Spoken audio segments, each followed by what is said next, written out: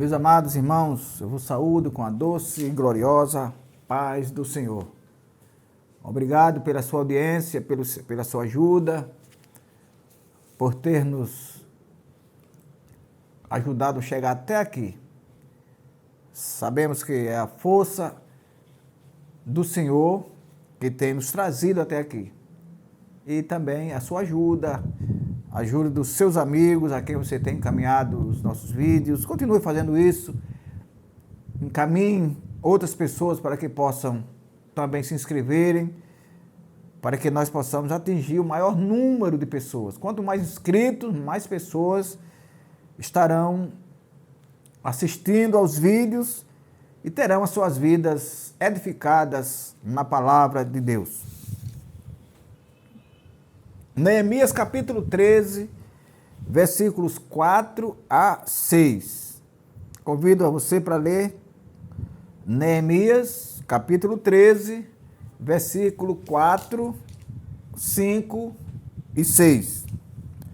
Que nos diz: Ora, antes disso, Eliasibe, sacerdote, que presidia sobre a câmara da casa de Deus, se tinha aparentado com Tobias.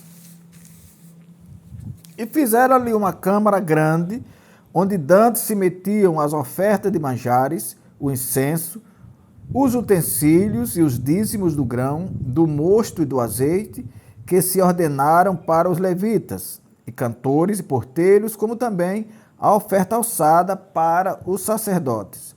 Mas durante tudo isso, não estava eu em Jerusalém, porque no ano 32 de Artaxerxes, rei de Babilônia, vim eu ter com o rei, mas ao cabo de alguns dias, tornei a alcançar licença do rei. Glória a Deus. Trataremos nessa oportunidade sobre a queda do sacerdote. Meus amados, essa é uma das histórias que às vezes a gente acha difícil acreditar. Dá de um lado, dá de outro, se esforçando para não acreditar, por achar que não seja verdadeira. Mas é por isso que a Bíblia é o livro mais lido do mundo, em todas as épocas. Porque é um livro imparcial. Com a mesma vara que ela bate o servo, bate o rei. Glória a Deus. Com a mesma vara que ela bate o injusto, ela bate o justo. E a Bíblia diz que tudo isso serve para o nosso ensino. De forma que nós trataremos aqui da queda do sacerdote e traremos a voga o nosso irmão Neemias. Neemias foi um judeu que foi levado cativo para a Babilônia, com muitos outros. Naquela época, a Babilônia estava reinando, o Império Babilônico estava muito grande. Mas a Bíblia diz que houve até para se cumprir a Bíblia, os persas venceram os babilônios, que passaram a reinar sobre a Babilônia. E durante essa época, segundo a Bíblia, Neemias, Deus deu graça a Neemias e ele passou a ser copeiro do rei. Era uma função de grande confiança, de grande valia no reinado. Neemias era copeiro do rei. E numa determinada vez, ele estava lá, em Babilônia, e um irmão dele chegou, um irmão mais outros, e ele perguntou como é que estavam as coisas em Jerusalém. Os restantes que não foram cativos, como é que estavam? E o irmão perguntou: olha, está tudo lá em ruína, os muros queimados, está tudo em ruína. E a Bíblia diz que Neemias se entristeceu muito por causa daquilo, e a sua tristeza não pôde ser escondida do rei. O próprio rei percebeu que ele estava triste. Quando o rei perguntou o que estava acontecendo, ele disse que a terra dele estava em ruína, os muros caídos, e naturalmente deve ter dito ali que estava com muita saudade, com muita tristeza por isso. E o rei perguntou se ele queria ir lá, se ele queria ir para lá. Ele disse que queria. O rei então pergunta a ele Em quanto tempo ele poderia ir e voltar? A Bíblia não detalha esse tempo, só detalha que ele, então, disse que ia e voltava. E assim se fez. O rei não só permitiu que ele fosse, mas concedeu todos os meios necessários para que ele chegasse lá. Primeiro, meios financeiros. E depois a Bíblia diz que ele deu cartas para todos os governadores por onde ele ia passar. Para que todos os governadores soubessem que ali estava alguém mandado do rei, que também foi nomeado governador nas regiões de Jerusalém. Ele foi a Jerusalém. E lá, Deus usou ele, ele começou a construção dos muros. A Bíblia diz que ele construiu os muros em 52 dias. O historiador Flávio Joséfo diz que esse prazo foram 2 anos e 4 meses. Eu prefiro ficar com a Bíblia. Mas tem alguns que dizem que Neemias tratou ali apenas do tempo de trabalho, porque houve muitas interrupções. Os inimigos trabalharam para interromper e conseguiram interromper por algumas vezes. Mas o que eu quero dizer, meus amados irmãos, é que quando nós estamos tratando da construção ou da reconstrução dos muros de Jerusalém, sempre vem à tona, sempre vem à mente de qualquer cristão que gosta de ler a Bíblia, 3 figuras: Sambalate, Tobias e Gesem. Esses 3 homens, eles encabeçaram um movimento muito grande, muito forte, contrário à reconstrução dos muros. Então, quando alguém quer falar, alguém que é contra a obra, é um Tobias. Fulano que é contra isso, é um Sambalate. Gesem nem tanto, mas o Tobias e Sambalate está na boca de todo mundo. Aí, meus queridos irmãos, eu vou lhes trazer aqui um fato de que Tobias e Sambalate e Gesem foram verdadeiramente inimigos figadais da obra de Deus.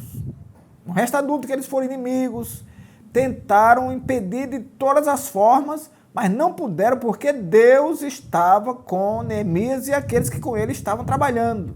E ninguém consegue lutar contra Deus e ganhar. Mas que eles lutaram. Agora o problema, meus amados irmãos, se Gesem foi perigoso, foi tentador, se Tobias e Sambalate também o foram, o sumo sacerdote Eliasibe, eu julgo que foi pior do que eles dois, do que eles 3. Não, mas que história é essa? Como é que o sumo sacerdote consegue ser pior do que Tobias, Sambalate e Gesem? Vou lhes contar. Eu disse anteriormente que quando Neemias foi a Jerusalém, ele já foi sabendo que teria que voltar em um prazo de tempo para prestar contas com o rei. Quando ele constrói os muros em 52 dias, que vai até o capítulo 7 do livro dele, do livro de Neemias, a partir do capítulo 7, a Bíblia silencia sobre Neemias e volta a falar dele lá no capítulo 12, lá no final do capítulo 12. A Bíblia não diz isso e nós não podemos afirmar com certeza, porque nós não podemos afirmar com certeza o que a Bíblia não diz com clareza. Mas o certo é que me parece que durante o capítulo 7 e o capítulo 12, ele voltou para Jerusalém. De forma que quando ele volta a Jerusalém, Eliasibe, que era o sumo sacerdote que comandava sobre a câmara da casa do Senhor, era o sumo sacerdote que comandava sobre a câmara da casa do Senhor. O que é isso, a câmara? É o lugar dos sacerdotes, é o lugar do culto, é o lugar secreto, é o lugar onde só eles têm acesso. Era ele que dominava isso. Mas sabe o que ele fez, meus amados irmãos? Pegou o Tobias, que era o inimigo da obra, que tentou de todas as formas impediram a construção da obra. Ele pegou esse Tobias e se aparentou com ele. A Bíblia diz que ele se aparentou com ele. A questão de se aparentar com alguém na Bíblia é ou o filho de Tobias casou com uma filha do sacerdote ou o contrário. Sabendo que sacerdote tinha filho. Eli tinha filho. Samuel era sacerdote, tinha filho. E outros que tinham, Arão era sacerdote e tinha filho. Então, o que é que ele faz? Aproveitou a ausência do governador Neemias, que tinha voltado para a Babilônia, e ele, então, construiu dentro da igreja, dentro do templo, na câmara do sacerdote, um lugarzinho ali, e trouxe exatamente o inimigo da obra de Deus para morar no templo. Imagine, quem é pior aí, meu amado irmão? É Tobias ou o sacerdote? É Tobias que impediu a obra de Deus ou o sacerdote que pega esse infeliz, esse inimigo e bota lá dentro? E ficou lá, meus queridos, tem coisas que acontecem, a gente só fica assistindo, não pode fazer nada. É aquilo que acontece. Será que tem alguém a favor daquilo, a não ser o próprio sacerdote e a família? Ninguém. Eu creio que ninguém estava satisfeito com aquela história de o sumo sacerdote pegar o inimigo número 1, que até era amonita. E a Bíblia diz, nesse mesmo livro de Neemias, que Deus disse que os amonitas não poderiam entrar na congregação de Deus. Não poderia entrar, e imagine morar. Pois o sacerdote pegou aquele que Deus havia historicamente proibido de entrar, só entrar na congregação, ele pegou e deu morada a ele lá. O povo ficou atônito, sem saber, sem entender o que estava acontecendo. Como é que o sacerdote cai nesse jeito?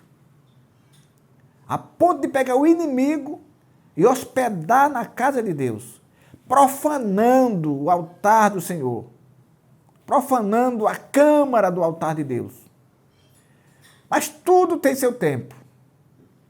A Bíblia diz que há tempo para todas as coisas debaixo do céu. Neemias, então, retorna.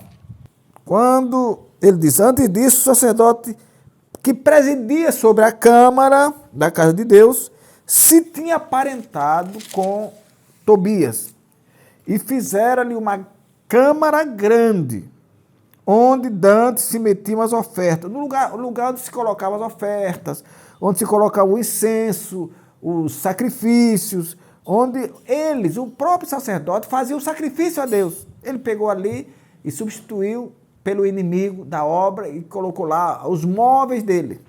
E aí Neemias diz logo, mas durante isso ele não estava aqui, ele fez isso tudo contra a minha vontade. Ele caiu, de certa forma, que hospedou na casa de Deus um dos maiores inimigos da obra, mas eu não estava aqui. No versículo 6 ele diz, mas durante tudo isso, não estava eu em Jerusalém, porque no ano 32 de Artaxerxes, rei da Babilônia, vim eu ter com o rei, mas ao cabo de alguns dias, tornei a Jerusalém, com licença do rei, e vim a Jerusalém e compreendi o mal que Eliasibe fizera para beneficiar Tobias, fazendo-lhe uma câmara nos pátios da casa de Deus. O que muito me desagradou, diz Neemias, de sorte que lancei todos os móveis da casa de Davi, da casa de Tobias, fora da câmara. Meus amados, o homem faz, mas nós temos um Deus que desfaz. O homem profana, mas nós temos um Deus que corrige. E a Bíblia diz que quando Neemias jogou todos os móveis fora da câmara, os móveis de Tobias fora da câmara, mandou que fizesse uma limpeza. Vamos ver aqui. E ordenando eu, purificaram as câmaras A coisa estava tão impura que ele mandou que se purificasse as câmaras e tornei a trazer ali os utensílios da casa de Deus com as ofertas. E outra coisa, irmãos, com aquilo que ele fez, ele estava tão caído, o sacerdote, que ele deixou de entregar o sustento dos levitas, aqueles que cuidavam do templo.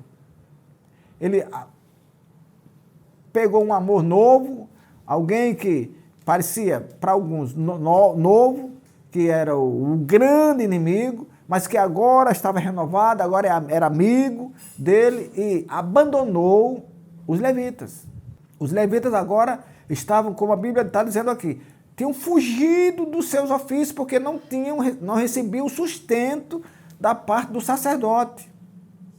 Porque agora a turma dele era outra, a turma dele era Tobias, era Sambalate, era Gesem, e os inimigos que tentaram impedir a construção dos muros de Jerusalém. Mas o meu Deus ainda é soberano, o meu Deus ainda cuida das suas coisas, daquilo que é dele. Por mais que alguém pense que demora, Deus vai tomar providência. Nós não sabemos aqui o tempo. Ele foi para Jerusalém no 20º ano do rei e voltou para Jerusalém novamente no 32º ano. Tá, aí nós temos aí um intervalo de cerca de 12 anos, que a gente não sabe quanto tempo ele passou em Jerusalém e quanto tempo ele passou em Babilônia. Mas o certo é que Deus estava vigiando tudo. Deus não vai permitir que o altar dele seja profanado por quem quer que seja. Se fizer, vai pagar. Se fizer, vai ser cobrado. Porque a Bíblia diz, Deus diz, eu não dou minha glória a outrem. Não dou minha glória a ninguém, a glória é dele. Então Deus é vigilante, Deus é bom, Deus é maravilhoso. Ele estava vigilante acerca do que o sacerdote Eliasibe estava fazendo. E ele não permitiria que o seu altar continuasse profanado por um homem que era contra a obra, um homem que queria a todo custo impedir a obra. Com esse Deus não tem negócio, a menos que eles se arrependam.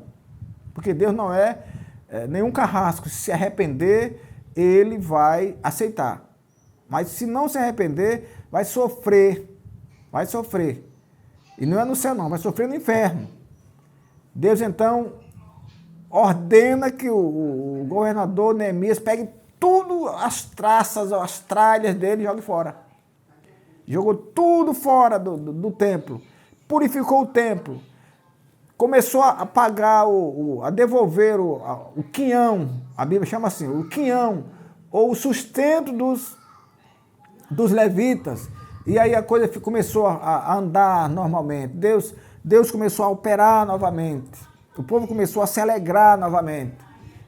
Sem Tobias, sem Eliasibe, sem Sambalate, sem Gesem. Porque Deus tem o seu povo, Deus tem aqueles a que ele escolheu. E aqueles a quem Deus escolheu, ele não abre mão. Não adianta ninguém tramar contra, ele não abre mão.